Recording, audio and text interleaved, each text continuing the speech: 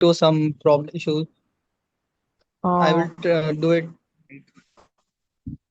okay, please do by tomorrow. Before our tomorrow's Okay. class, that question should be definitely completed. Okay. Please, again, a kind reminder to keep in touch with every class. I mean, whatever we are learning each day, try your best to practice questions on that particular topic within that week. Because if you keep accumulating things, um, you won't notice how fast time will pass by, and then you'll have so much to do altogether.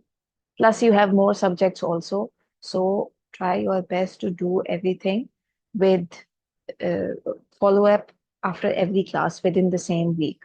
Practice is the key, please. Practicing past paper questions. All right. So this is what we did in the previous class. We discussed the graph of gravitational field strength versus distance. First, we discussed this graph, but this is only for when the planet is isolated. And then we saw how the graph looks like for when the planet is not isolated. This is the combined graph. For example, we took the example of Earth and Moon. There is a null point over here. All right, this is everything that we discussed. This was completely previous classes topic. This is also what we did, and it is part of your question.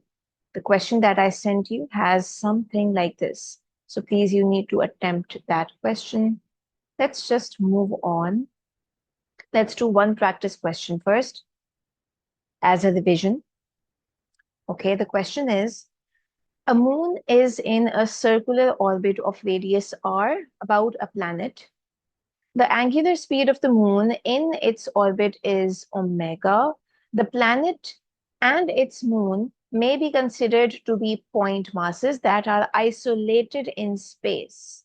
Show that r and omega are related by this expression. Explain your working. 3 marks. So you're given this expression, r cube multiplied by omega square equals to constant. You have to basically derive this expression. You have to do something and eventually come up with this expression. You have to derive it. Okay. Let's see what information is given again. You are given a moon in a circular orbit of radius r about a planet. Like, for example, this is a planet. This is your moon. The moon is in a circular orbit. The radius of the orbit is r. Okay, and what is omega? Omega is the angular speed of moon. Okay, you're given these two variables, right? Now you need to somehow come up with this expression. You need to do some derivation and reach here. What can we do? You can start your derivation by this. Centripetal force equals to gravitational force. If you remember in the topic of centripetal forces, I told you that centripetal force is always provided by some other force. In this case, what is providing the centripetal force? It's gravity, right? Why is the moon moving in a circular orbit? Because of gravity. Gravity is pulling it towards the planet, and that's why it's moving in a circular orbit. So Fc, centripetal force, equals to Fg, gravitational force. If you don't understand where to start from, this is a good place to start from. Always start from here. Sometimes it helps, not always, but mostly it helps. Okay, now let's substitute the formulas. Can you please tell me which formula for centripetal force can I use? Which one should I use?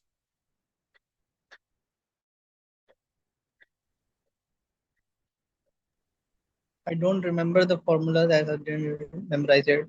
So there is a Oh, problem. okay, please, you need to do that because practicing questions will be very inconvenient for you in this way. Okay, we are on the next topic now. Circular motion was the first topic. Gravitation is the second topic. So please, this is again a kind reminder for your own sake to um, stay on track, memorize everything. This is the second week, second topic. So anyways, let me tell you the formula. Since in the expression you can see you have r and omega, so it's most convenient to use mr omega square. We have this formula also, mv square upon r. But this formula doesn't have omega, it has v in it. We don't need v. So that's why let me use this one. Okay, mr omega square equals to, now what's the formula for Fg, gravitational force? It is the Newton's law of gravitation, which was, we did it in the last class, capital G m upon r square. What is this mm? Capital M refers to the mass of the planet. Small m refers to the mass of the moon. And r is the radius. And what is G? Capital G. This was a constant. It is called gravitational constant. The value of this gravitational constant is 6.67 into 10 power minus 11, but you don't need to memorize it. It will be given to you in your formula sheet. Okay, I think, yeah, that's it. Let's now simplify and see what happens. Small m cancels out from both sides, right? So now let me take this r on the other side so that we have it in one place. Let's quickly simplify.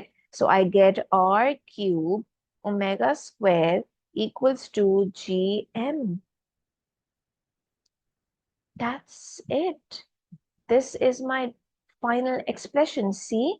But the question has made it equal to a constant. A constant.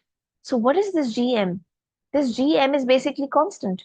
G, capital G, I just told you is a constant value, 6.67 into 10 power minus 11. And capital M is the mass of the planet, which is also constant, right? The mass of the planet isn't changing. So that's it. This was your simple derivation for 3 marks.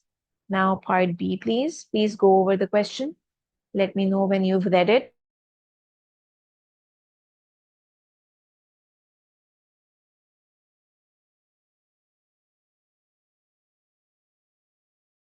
I have read it.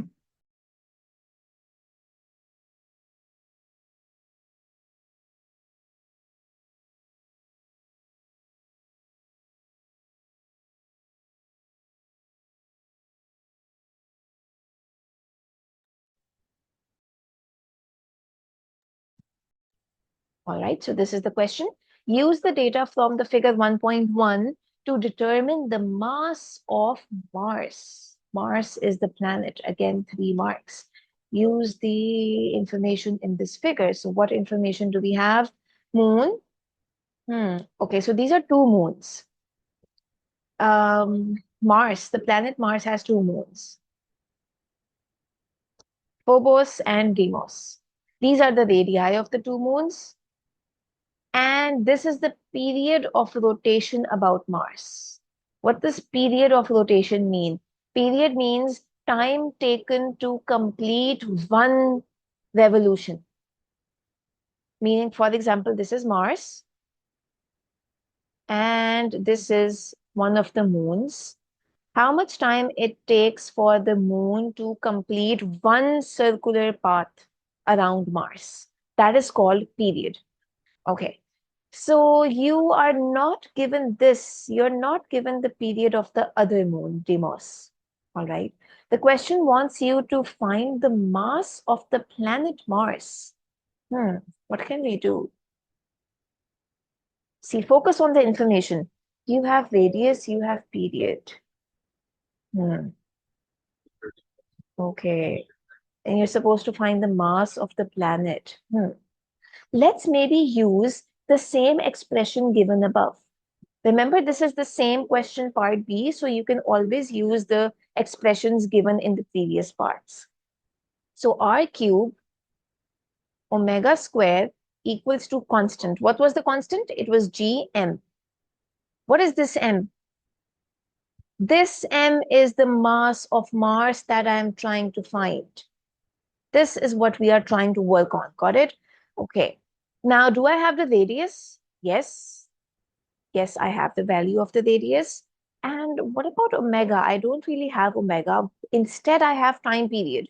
So if you again recall your formulas, there was a formula omega equals to 2 pi upon time period. I'm going to use this formula. So now my expression becomes r cube equals to 2 pi upon t whole square equals to gm. Now you have everything. You have the radius. Yep. You have the time period. Yes. And you also have the value for g. Now, can you find m? We can find m easily, right? Simple maths. I hope it's clear. Yes. All right. Part 2, please.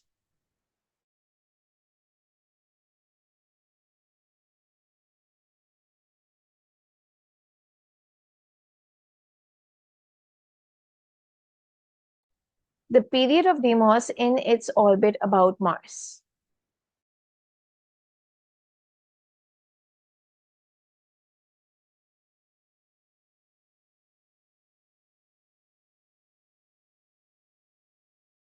Now you need to find the period of Deimos. What was Deimos? Deimos was the second moon.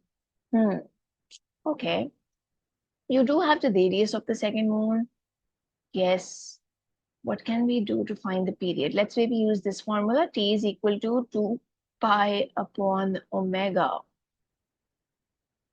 But we don't have omega, right? You could use the same method as we did in part number 1. Use the same expression, r cube omega square equals to gm, r cube 2 pi upon t whole square equals to gm. Now, you're supposed to find this t, and you have everything else, right? Do we have the radius of the second moon? Yep, we have it. Here it is. So is this also done? Clear? Yes. Perfect. All right. Well, that's it. This was a little revision question. Now let's go back to the notes and move on. Okay. Now this is an important theoretical concept. The value of G varies around the Earth. For example, you know, what is the value of G on Earth? By G, I mean the gravity. What is the value of gravity? 9.8. Perfect, 9.8. Actually, in A levels, you're supposed to use 9.81. Please take care of significant figures. 9.8, we used to use this in O levels, but in A levels, they have further added uh, accuracy to it. So, okay, 9.81 is the value of gravity for Earth.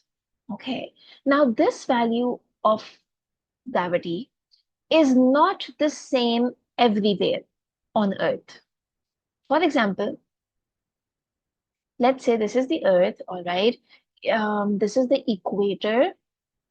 The value of G is going to be slightly different at the equator, and it will be slightly different at the poles. This is the pole, North Pole, South Pole.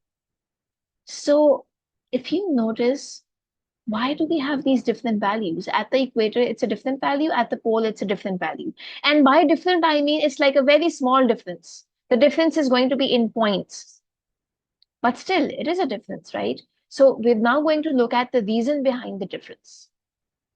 So there are multiple reasons for these differences. These are 1, 2, 3, 4 reasons. Number 1, the first reason is the Earth is not a perfect sphere. The Earth is not a perfect sphere. So the value of the radius varies. That's why G varies. If you remember in the very beginning, I told you that we are going to assume some points, like we are going to consider some assumptions. One of the assumption was that planets are perfect spheres, but in reality, they are not perfect spheres. The Earth in reality is flat. By flat, I mean it's something like this. Now notice the radius on the equator is this.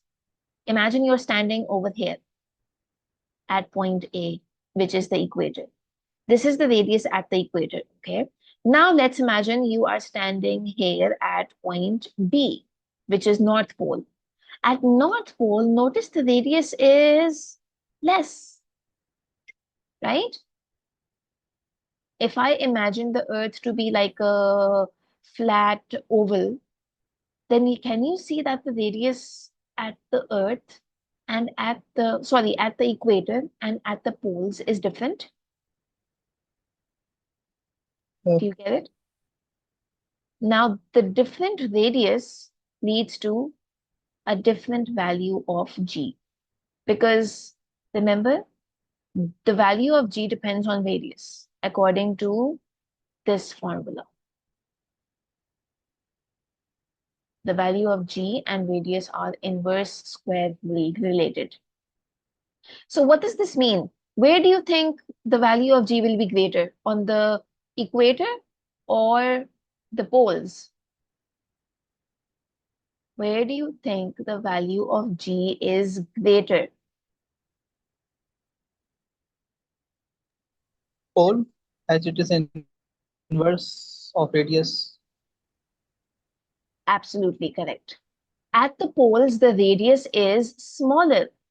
And you can see that the radius and G are inversely related. Small radius means a greater value of R, of G. Yes. So at the poles, imagine you are standing at the poles, you will weigh slightly heavier. And then if you go and travel all the way to the equator, you will weigh slightly less. What does weight have to do with G? Because W equals to the weight equals to mg, mass multiplied by the value of G. All right.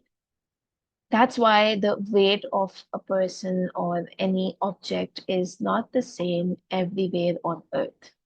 This is the first reason. The Earth is not a perfect sphere. Number two, reason number two, density of the planet is not constant.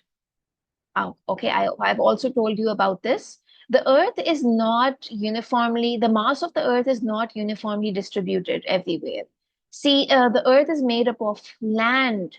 The Earth is made up of water, right? We have oceans, and then we have land, and then there are a lot of radioactive materials, metals. We have dense materials, less dense materials. So density varies everywhere. At some places, there is a higher concentration of mass. At some places, less concentration of mass. So see, what is the relation with mass and G? Direct relationship. So if the mass distribution is not uniform, that's why the value of G is also not uniform. Reason number three, influence of other planetary bodies, example, the moon. Yep, you already know about this. And finally, number four, this is the most important reason, the most conceptual reason, actually, the planet's spinning effect. Okay, what is this? Let's go up. It is explained over here. See, our Earth spins around its own axis. Okay. Now, there is something called orbital radius. I need to show you a little animation to help you understand what orbital radius means. So you have a look at this little animation. This is the Earth rotating. Okay, let's make it a little transparent. All right. Now, do you see? Let me pause the video here, maybe. Okay. These are three different orbits shown. This is maybe Oslo. Oslo is a country which is a little near the North Pole. This is Singapore. Singapore is very close to the equator. And then this is Melbourne. Or actually, let's just focus on Singapore and Oslo. Do you see this? This is the orbital radius of the two countries. What does orbital radius mean? It's the radius at which that particular point is orbiting around the Earth. spinning. It's like the orbital radius. Okay. Now notice for Oslo, the orbital radius is smaller. Do you get it? Let me draw maybe. See, this is Oslo over here. And this is the distance with the center of the Earth, which is a smaller radius. And then this is Singapore. Singapore has a greater radius. Do you see? So this means that as you move closer and closer towards the North Pole, what is happening to the orbital radius? It is decreasing, decreasing, decreasing. Now imagine someone standing exactly at the North Pole. What will the orbital radius be exactly on the North Pole? No orbitals, basically zero orbital. Ideally speaking, if I ideally talk about it, there is no orbital radius. Then what is happening to that person standing on the exactly at the North Pole? Is it not rotating? It's actually spinning. Imagine an object having the object is in a circular motion, but imagine it doesn't have a radius. Then what's the motion of the object going to be? There is going to be a spinning effect. So this is what it means over here. See, at the poles, the orbital radius is zero. Now, if the orbital radius is zero, centripetal force is also zero. Why? Because the centripetal force equals to mv square upon r or mr omega square, whatever formula you use. If r is zero, centripetal force is automatically zero, right? So if orbital radius is zero, centripetal force is zero, okay? And if centripetal force is zero, what forces are you left with? Gravitational force equals to normal contact force. See, why is that? If you remember, let me draw the Earth, for example, and this is at the pole. Now let's construct an equation. At the pole, what forces do you have? You have gravitational force, which is towards the center of the planet, and you also have normal contact force, which is like this. Okay, now if I construct an equation at this point, centripetal force, which is the resultant force, is supposed to be equal to gravitational force minus normal contact force. Why minus? Because they are in opposite directions. Now, if centripetal force is zero, right? This thing is zero, then what are you left with? Zero equals to gravitational force minus normal. Take it on the other side, gravitational force equals to normal contact force. So this means at the poles, the normal contact force is maximum. The gravitational force equals to normal contact force. Technically speaking, the object is not performing circular motion, rather it's just spinning about its own axis. So that's why at the poles, objects weigh heavier as compared to at the equator because the normal reaction force is greater. On the other hand, at the equator, let's quickly draw, this is a point at the equator. At the equator, this is gravitational force. Okay, and then again, this is normal contact force. The equation is the same, centripetal force equals to gravitational force minus normal contact force. But now, you have centripetal force because remember, at the equator, the radius, the orbital radius is maximum. The orbital radius was zero at the poles, but it's maximum over here. Are you following? Is it clear?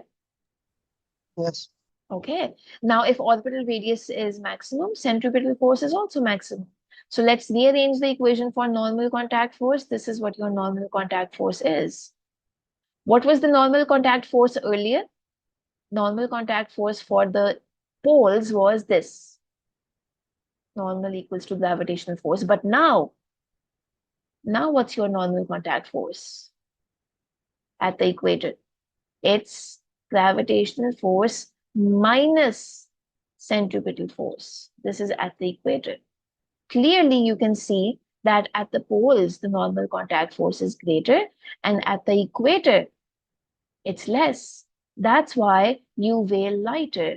at the equator. So this was your fourth reason, the spinning effect. It's about the orbital radius and centripetal force. Okay, so just remember at the poles, the centripetal force is 0. And why is it 0? Because the orbital radius is 0.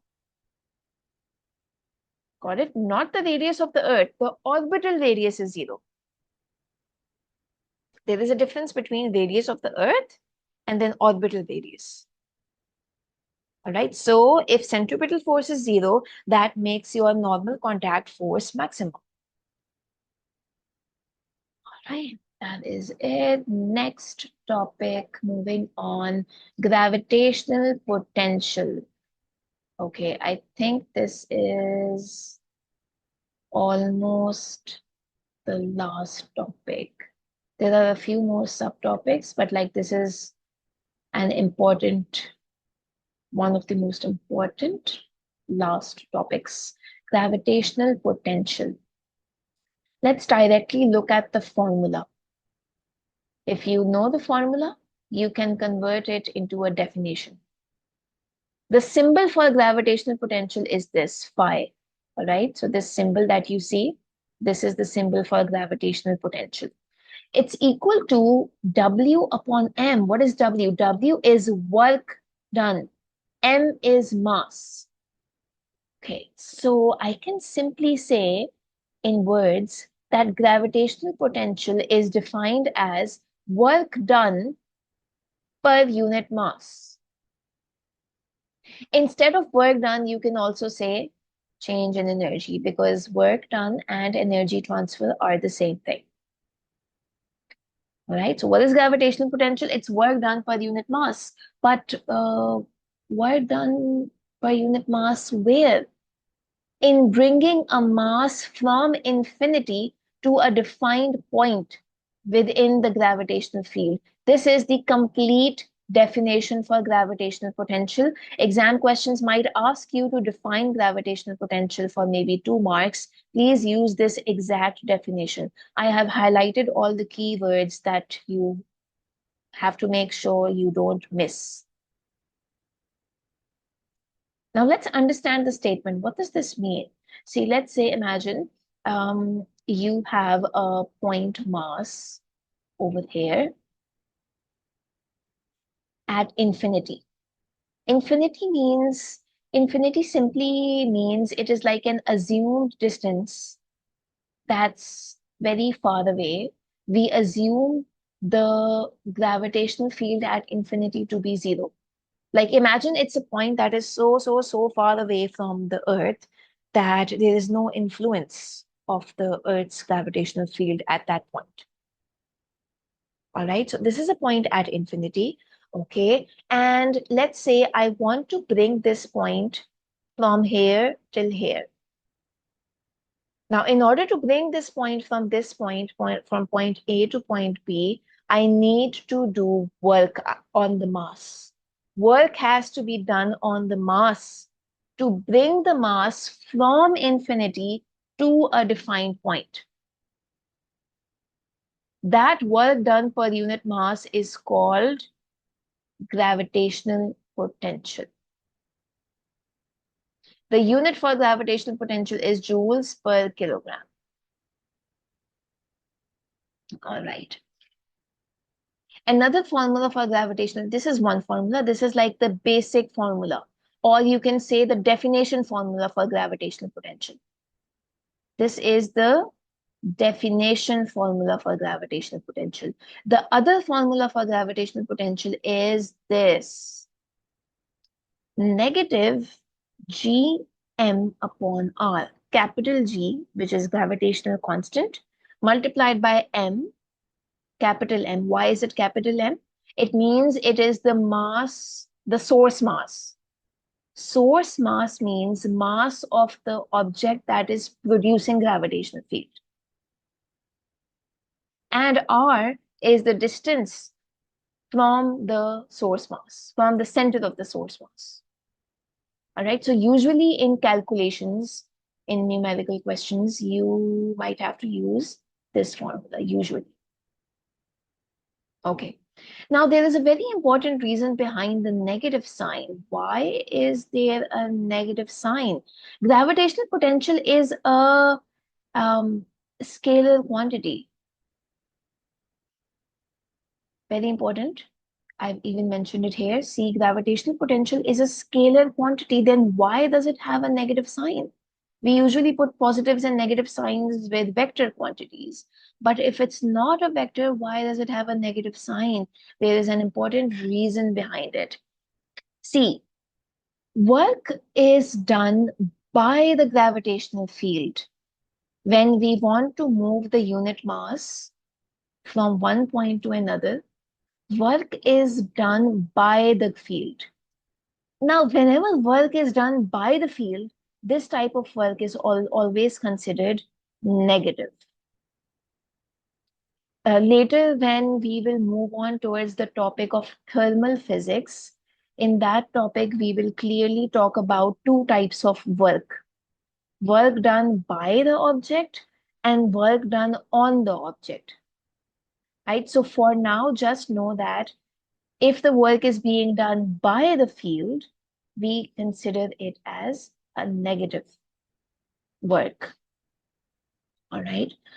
Now, gravitational field is of an attractive nature, right? We know this. We discussed this in the very beginning. Gravitational field is always attractive. So the work done by the field represents a loss in energy. To signify this loss, we insert a negative sign. Also, another reason is that gravitational potential at infinity is zero. I just told you, at infinity, it's zero. So if it's zero at infinity, it makes sense that everywhere else it must be negative. Imagine the mathematical number line. See, this is zero, and then you have numbers over here, positive 1, positive 2, 3, 4, and then you have negative 1, negative 2, negative 3, etc. Now, if you're moving over on this side closer to the planet, anywhere, zero is, imagine the infinite. Zero is the infinite point. Now, everywhere other than this point, the values are negative.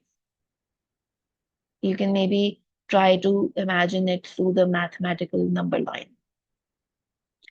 And yeah, I think this comes as a past paper 2 mark, even 3 mark question. Important past paper question could come as a 3 mark question or maybe a 2 mark question where you're asked to state the significance of the negative sign in the potential formula. Why is gravitational potential negative? Let me tell you all the keywords that you have to write in your answer. Number one, please don't forget to say that work done is by the gravitational field. Next, gravitational field is attractive in nature. So the work done by the field represents a loss in energy.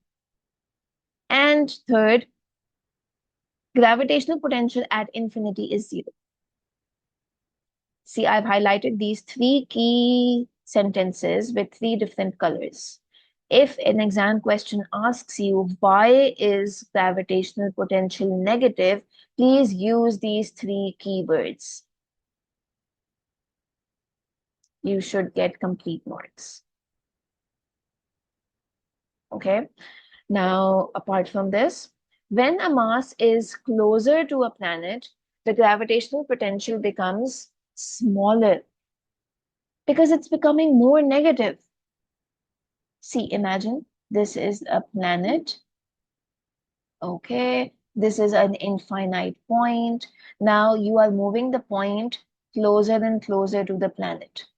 So remember the number line. This is -1, -2, -3, -4, -5. Let's say you want to bring it all the way to -5. Can you tell me which one is a greater number? Is -5 a greater number or -2?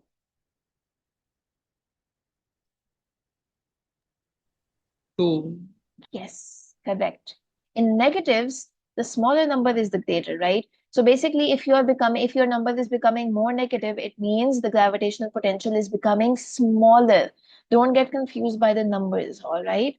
In this case, -5 is a smaller number. And similarly, as you are moving away from a planet, let's say you're moving over here, you're moving from maybe -5 to -2 now. That means your gravitational potential value is becoming larger and larger. And what is the value at infinity? It's zero. It becomes zero at infinity. Right, that is it. Now a graph of potential versus radius. Let's recall the formula. What was the formula?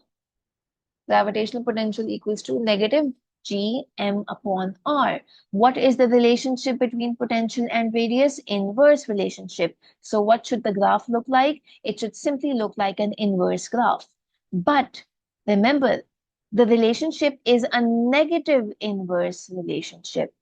So your graph should be drawn in the negative quadrant. See how I have drawn it over here in the fourth quadrant. Simple inverse relationship graph. All right. Now, the gradient of this graph represents something very important. It represents gravitational field strength, negative gravitational field strength, small g. How? How? See, let me show it to you. Mathematically, how do we find gradient? Mathematically, gradient is supposed to be equal to y-axis upon x-axis, correct? Right? Yes. Rise over run. Now, what is the y-axis in this graph? The y-axis is potential. What is the x-axis? The x-axis is radius, right? What is the formula for potential? The one we just learned. Negative Gm upon r divided by r. Simplify this, please. If you take this r above, it becomes negative Gm upon r squared. And what is this negative Gm upon r squared? If you remember your formulas, this is the formula for gravitational field strength, small g equals to Gm upon r squared.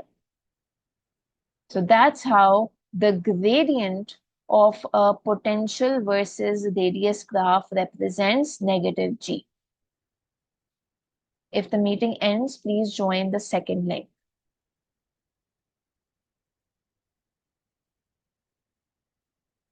Is this graph clear? Yes. Perfect.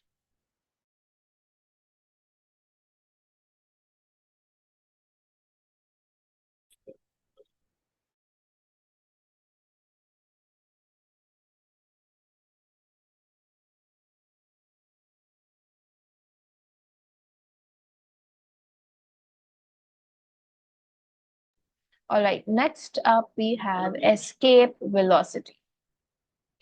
Okay. Escape velocity is the minimum velocity required to escape from the surface of the planet. Imagine this is the Earth, and let's say we are trying to launch a satellite in the outer space. So we need a minimum velocity. The satellite needs a velocity to escape the surface of the planet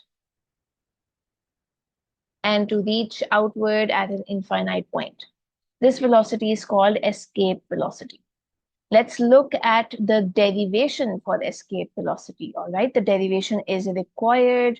It is part of your syllabus. The derivation is going to start with this concept. Loss in kinetic energy equals to gain in gravitational potential energy.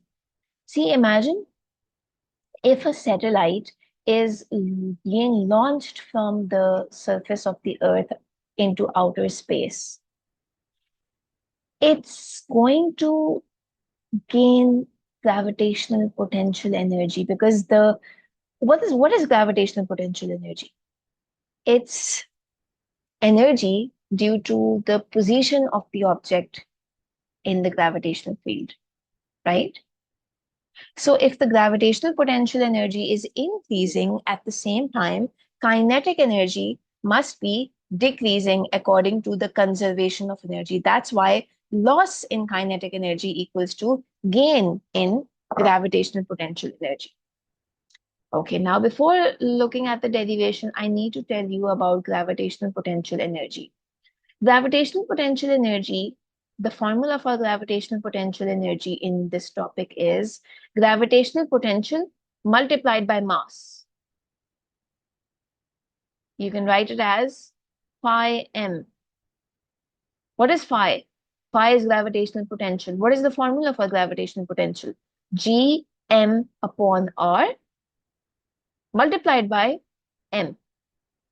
So this means G M M over R, capital M, small m over R. This is the formula for gravitational potential energy. Gravitational potential energy. So back to the derivation, let's substitute these formulas. The formula for kinetic energy is the same, half mv square, where v is the escape velocity, okay? And gravitational potential energy is potential multiplied by mass. Okay. Mass m cancel out from both sides. Now, this is an important point. If the masses cancel out, this tells us an important information. It tells us that the escape velocity does not depend on the mass of the object. Meaning, it doesn't matter whether scientists are trying to launch a big satellite like a heavy satellite or a lightweight satellite. The mass of the satellite does not has nothing to do with the escape velocity. The escape velocity is independent of the mass. All right.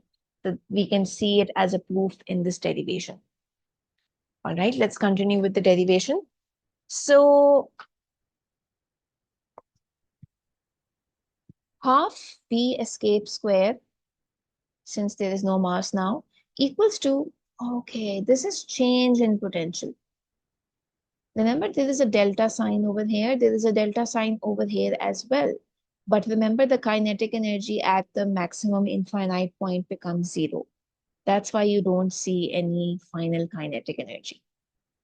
So this is final potential minus initial potential. Let's substitute the formula for potential. It was Gm upon radius. At infinite point, where is the final point?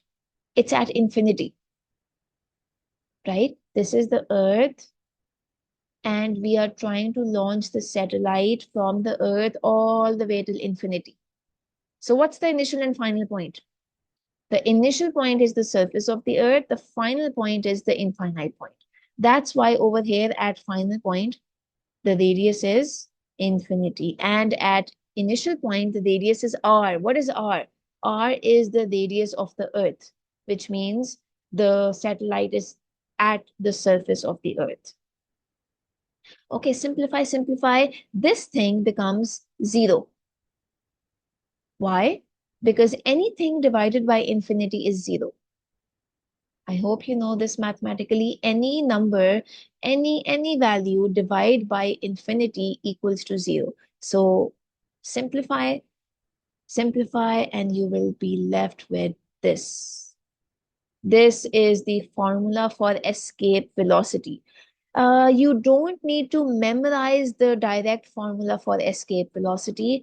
You can always derive it. You need to know the derivation. And actually derivations are really easy. But usually what's the problem that students face in derivations? They forget where the derivation started from. If you remember where it started from, for example, if you remember that, okay, the derivation starts with the energy conservation kinetic energy equals to gravitational potential energy. Then you can go on and continue. Everything will be easy if you know the starting point. If you remember where to start from, if you remember where to start your derivation from, you're good to go. So just focus on all the derivations. Where do they start from? What is the starting point of all the derivations? All right. So, yep, that is it. You don't need to remember the formula because at the end of the day, at the end of your entire syllabus, there are a lot of formulas in physics, right? So let's not memorize the ones that you can derive that are not really needed to memorize. Okay, now there is another formula for escape velocity as well. This formula is in terms of capital G, right? You can also write the formula in terms of small g. There's just one extra step in the derivation. Simply use this formula, rearrange it, and you get this. So instead of the gm over here, you can substitute small g r squared. And the r and r cancel out. That's why you're left with one r. So this is another formula for escape velocity, which is in terms of small g. The first one is in terms of capital G. The second one is in terms of small g. Okay, and then finally, let's look at the graph for gravitational potential. We already saw the graph for gravitational potential over here, but this was the simple graph for an isolated planet. This graph was for an isolated planet. Just like, remember, we did the graph of small g versus r. First, we saw the simple isolated graph, and then we saw the combined graph. Similarly, let's look at the combined graph. Combined means when you have the influence of other planetary bodies like moon, like Earth and moon. Okay, now this is Earth. On the left side, let's say this is Earth, this is the moon. Okay, let's draw the individual graphs for the Earth and the moon. This is going to be the graph of potential for Earth. This is going to be the graph of potential for the moon. Let's draw it with blue.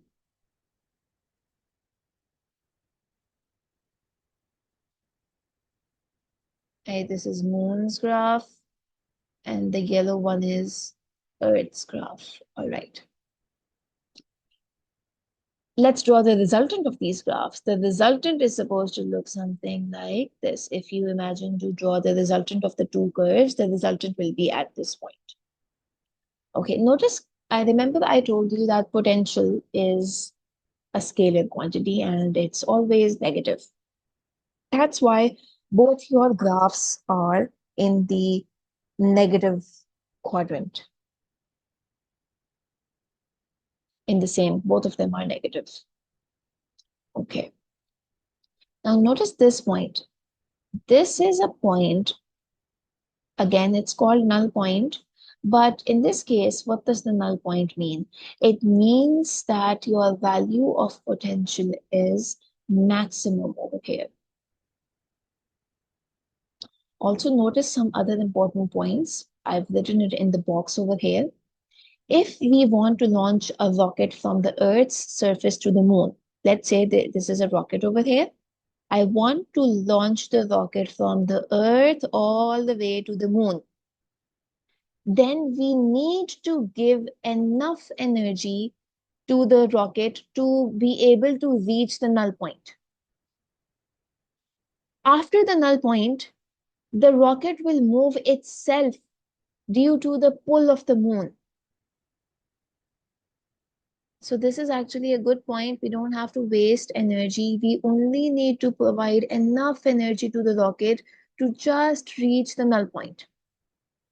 Once the rocket reaches the null point, the point where the potential is maximum over here, after this point, the rocket is going to move itself towards the moon due to the gravitational pull of the moon.